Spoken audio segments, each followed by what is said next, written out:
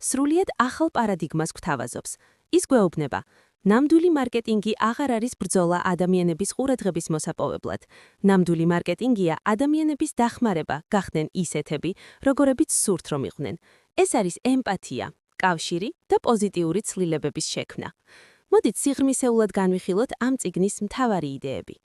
მასობრივი ბაზრის ილუზია და მინიმალური სიცოცხლისუნარიანი აუდიტორია. ინდუსტრიული ეპოქის მარკეტინგი მარტივი იყო. შექმენი საშუალო სტატისტიკური პროდუქტი და უყვირი, რაც შეიძლება მეტ ადამიანს ტელევიზორიდან, რომ ის იყიდონ. დღეს ეს აღარ მუშაობს. როდესაც ცდილობ იყო ყველაფერი ყველასთვის, რეალურად ხდები არაფერი არავისთვის. გოდინი ამას შუაგულისკენ სწრაფვას უწოდებს, სადაც შენ უბრალოდ მოსაწყენი და მარტივად ჩანაცვლებადი ხარ. გამოსავალი?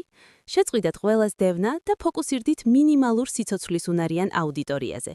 ეს არის ადამიანთა ის ყველაზე მცირე, მაგრამ სპეციფიკური ჯგუფი, რომლის ცხოვრების უკეთესობისკენ შეცვლაც თქვენ შეგიძლიათ. წარმოიდგინეთ, რომ ყიდით ტექნოლოგიურ მოწყობილობებს, მაგალითად, ჯგვიან საათებს ან უკაბელო ყურსადმენებს. თუ თქვენი გზავნილია, ჩვენი საათი ყველასთვისაა, ვისაც დროის გაგება უნდა, თქვენ პირდაპირ ეჯახებით გიგანტურ კორპორაციებს და იძულებული ხართ კონკურენცია მხოლოდ ფასით გასწიოთ, რაც დამღუპველია.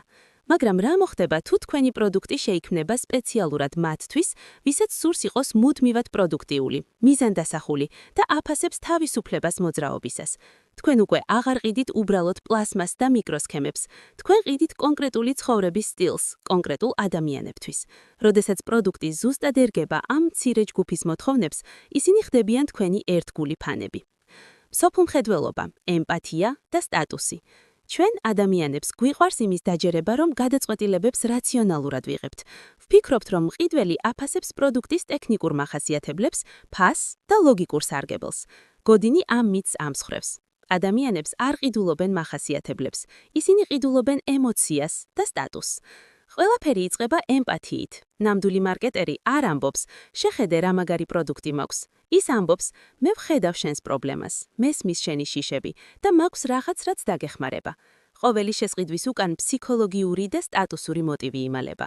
შეიცვლის თუ არა ეს ნივთი ჩემს ადგილს სოციალურ იერარქიაში, მომცემს თუ არა ის თავდაჯერებულობას, გავხდები თუ არა უფრო მიმზიდველი, ჭკვიანი ან თანამედროვე.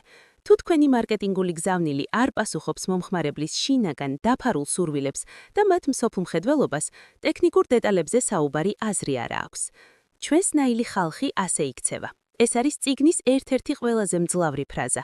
ჩვენ ვართ სოციალური არსებები, ტვევადაც დაყოფილები. ჩვენ მუდმივად ვეძებთ კუთვნილების განცდას. კულტურა განაპირობებს ჩვენს ქცევას. საუკეთესო